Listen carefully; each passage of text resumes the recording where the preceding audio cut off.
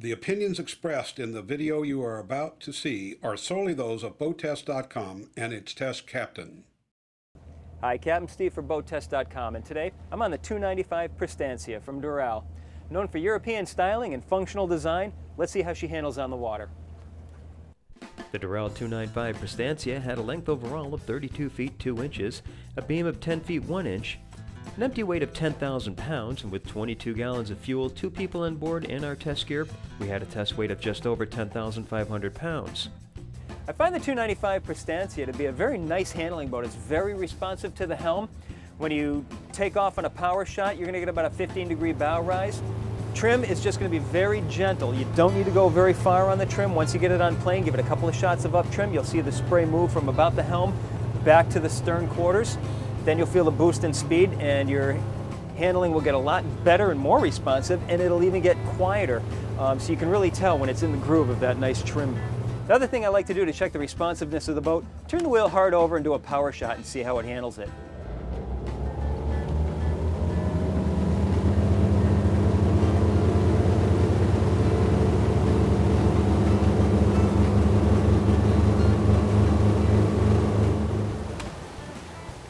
So that told me a multitude of things. I expected a lot of ventilation from the propellers. I got none. They just dug in and cranked us right around. We did a power turn in about 1.5 boat lengths and just kept the power on. Max RPM was about 3,200 before the engines loaded up and stopped their accelerating.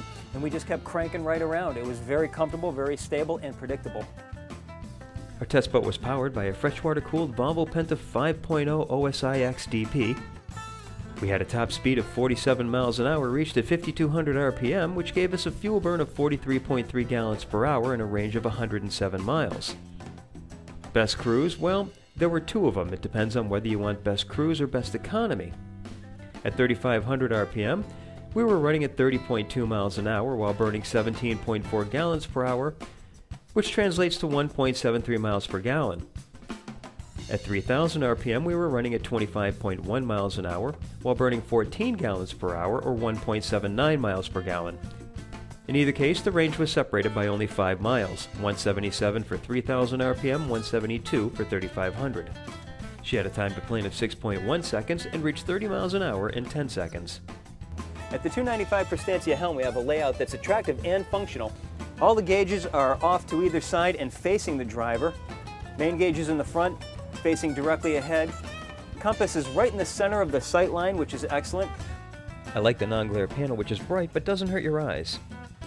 Raymarine A65 front and center.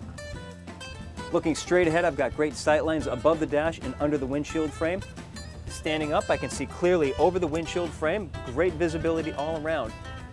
While resting against the flipped up bolster and your feet up against the footrest, my sight line is just between the dash and the windshield frame. Standing up, I'm over the windshield frame, so I've got good sight lines all the way around on this boat. Let's talk about steering for a minute. The first word that comes to mind is nimble.